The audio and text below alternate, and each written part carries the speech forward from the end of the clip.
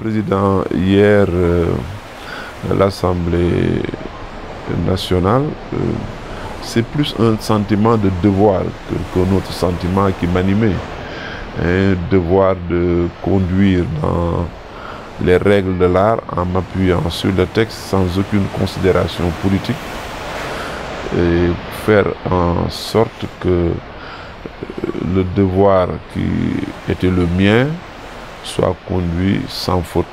Et je pense que en nous concentrant sur notre travail, nous avons d'abord, sans outre mesure forcée sur l'autorité qui est dévolue au président de l'Assemblée nationale en de telles circonstances, amené les honorables députés à participer à la séance et sans contestation et sans grand heurt. Maintenant que des députés dans la salle veuillent se servir de l'hémicycle comme tribune, c'est tout à fait normal.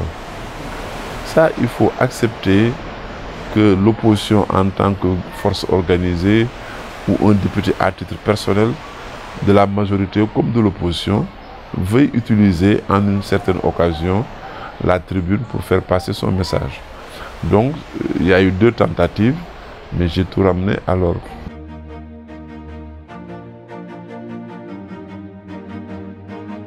Elle est facile dans la mesure où tout le monde a la même compréhension des missions de l'Assemblée nationale et accepte de son plein gré l'autorité du président. Ou vous l'acceptez et ça se passe bien, ou on vous impose l'autorité du président.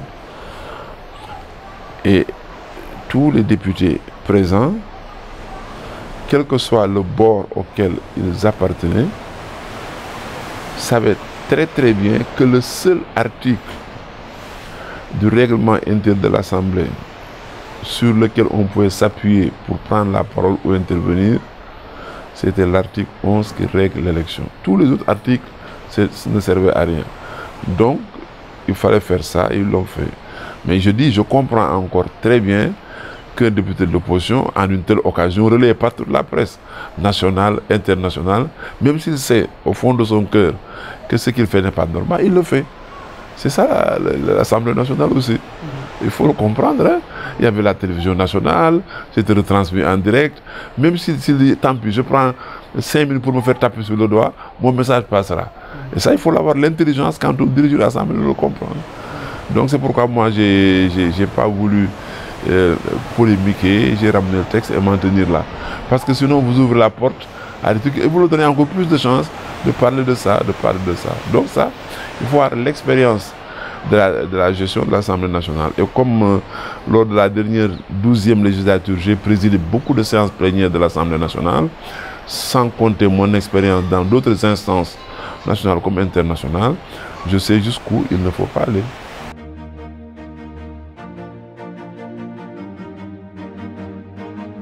Objectivement, parce que moi, à chaque fois que l'État du Sénégal est en situation de renouveler ses grandes institutions,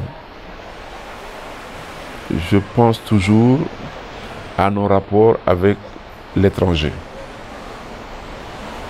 Il faut que les Sénégalais sachent que le président de la République du Sénégal, le Premier ministre, les responsables des institutions, qu'il s'agisse du Haut Conseil des collectivités territoriales, du Conseil économique et social, qu'il s'agisse de l'Assemblée nationale, de la médiature, les personnalités qui dirigent ces institutions sont en permanence en contact avec l'étranger.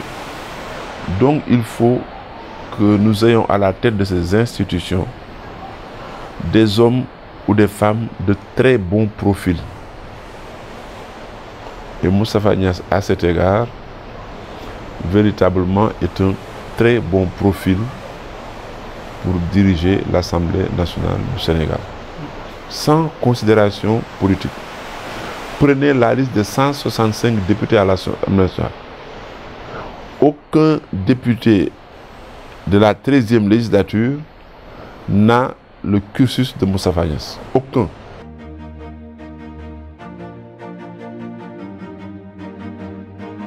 Si vous faites bien attention, les pays de l'Asie de l'Est sont des pays plus ou moins stables, parce que généralement ils sont dirigés par des hommes qui, comme on dit, ont atteint l'âge canonique. L'âge canonique, c'est cet âge où les gens sont véritablement tournés vers d'autres visions, la sagesse, la tranquillité et autres. La deuxième chose, mais c'est que plus les gens sont âgés, plus ils capitalisent la politique, le sport, l'art ont cette particularité de jouir de l'expérience des hommes âgés. Prenez dans le monde du cinéma, vous avez des acteurs, des artistes de tous âges. Vous prenez dans le monde du sport, vous avez des hommes et des femmes de tout, parce qu'ils cumulent de l'expérience. Donc, sauf quand une personnalité âgée est handicapée par son âge, est handicapée physiquement ou intellectuellement ou diminuée, alors en ce moment, il ne doit pas diriger des institutions qui requièrent un équilibre physique, psychologique et physique. Et je crois que Moustapha Niasse est réuni encore ces conditions pour pouvoir diriger une institution comme l'Assemblée nationale. D'autant plus que, du point de vue de la charge du travail de l'Assemblée nationale, il n'y a pas de contraintes qu'il ne peut pas supporter. Un, il a des vice-présidents à l'Assemblée nationale qui peuvent le suppléer pour présider les plénières. Il y a les commissions où le travail se fait à la base. Donc, avec l'expérience qu'il a accumulée, il coordonne avec l'autorité nécessaire le travail du bureau de l'Assemblée nationale, la police des séances quand il préside et l'administration de l'Assemblée en tant que structure.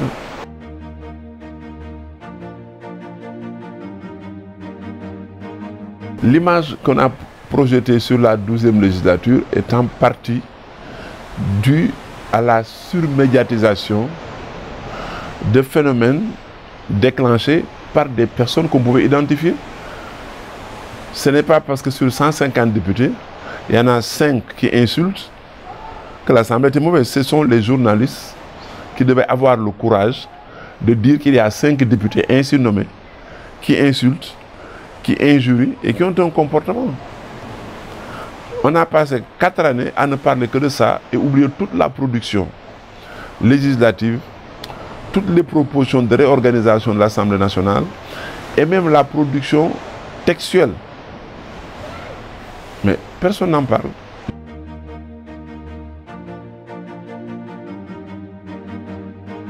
Après la séance d'hier, beaucoup de personnalités m'ont dit qu'ils ne savaient pas que l'Assemblée nationale avait des attributions aussi importantes que celles que j'ai décrites dans mon discours en installant Moustapha Niasse.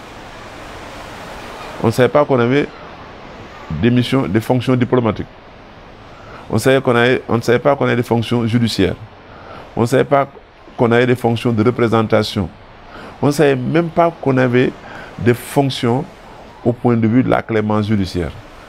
Mais simplement parce que personne ne s'occupe de ce qui se passe à l'Assemblée nationale.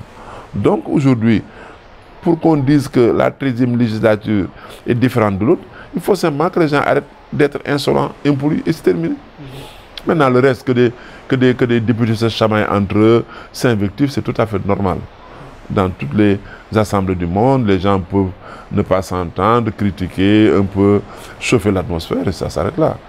Hein? Mais moi, la 12e législature a été une très très bonne législature.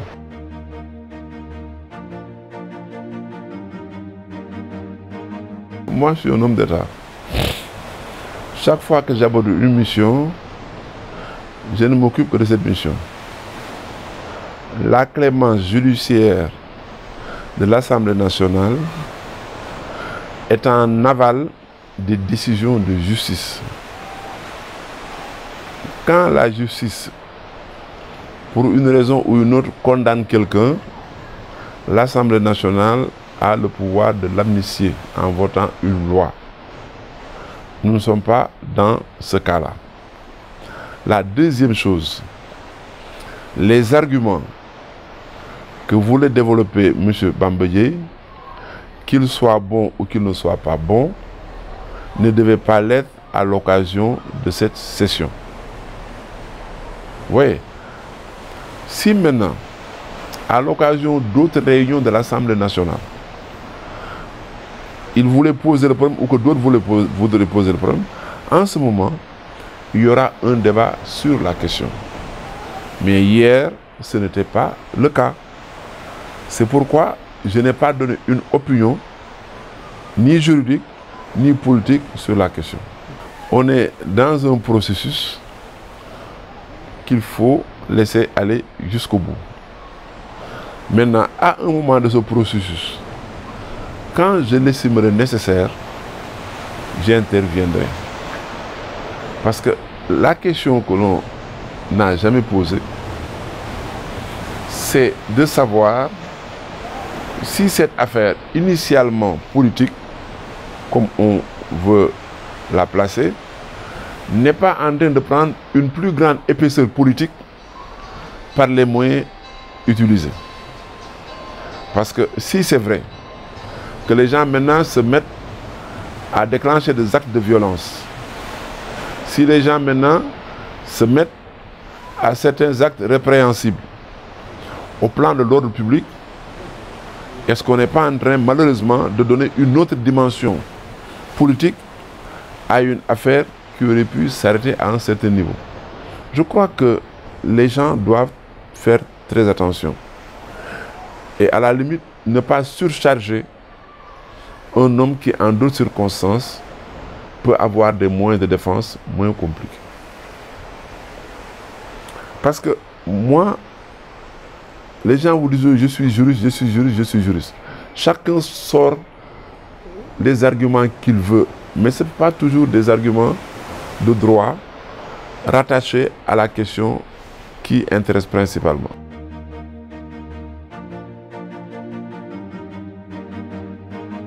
J'ai entendu un professeur d'université dire que l'Assemblée ne peut pas se réunir sans la présence de Khalifa Sall.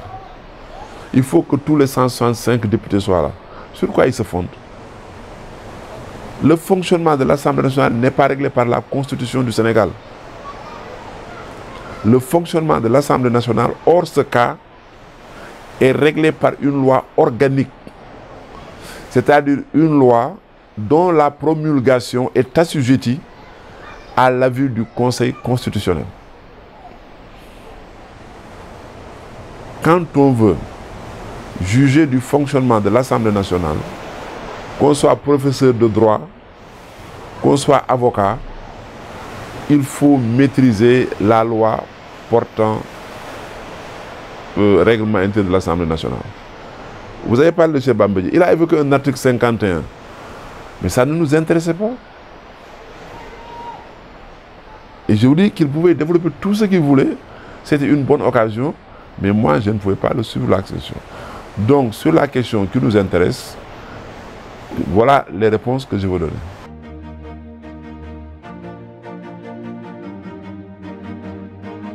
Donc en France, vous acceptez une hyper majorité en France et vous ne l'acceptez pas au Sénégal. La République en marche a plus de 80% de majorité à l'Assemblée française. Aucun journaliste sénégalais n'en parle. Et vous l'acceptez. Et vous ne pouvez pas accepter qu'au Sénégal, nous ayons une majorité absolue. Vous pouvez accepter que le président du Rwanda soit élu à 90%, personne ne dit rien et nous au Sénégal on ne peut pas le faire. Au nom de quoi? Pourquoi la France vous acceptez ça en France et vous ne pouvez pas l'accepter au Sénégal?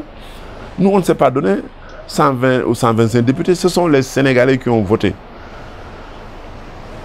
Donc une vérité elle est absolue, mais dès qu'elle devient relative, elle est attaquable.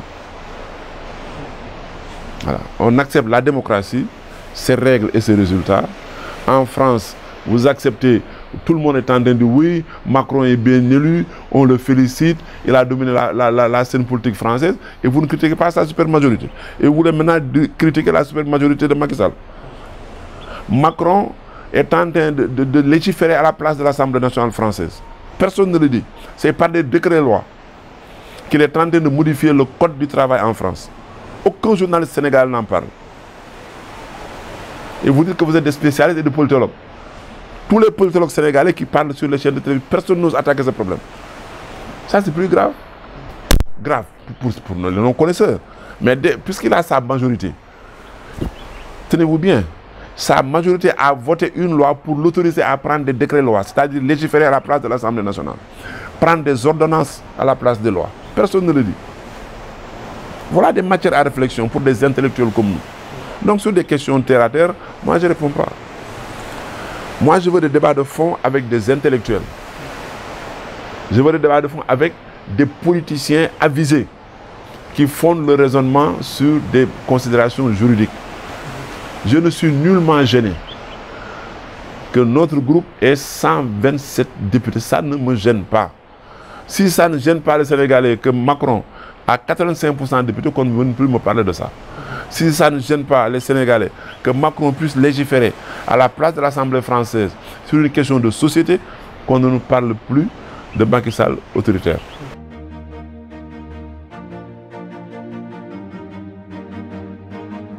Je suis un citoyen sénégalais, j'ai une carrière politique, j'ai vu ce pays se développer et j'y ai participé jeune. J'estime que le président Macky Sall est sur une bonne trajectoire du point de vue de la conception de la politique de développement du pays. Maintenant, les aspects accessoires sur lesquels les gens veulent accrocher leur attaque, ça les regarde. Mais moi, je défends la politique qu'il développe. Et si par mes contributions et suggestions, je peux y contribuer, je le ferai volontiers. Je ne serai jamais dans ce pays un obstacle à ce que j'estime aller dans le sens du développement de notre pays.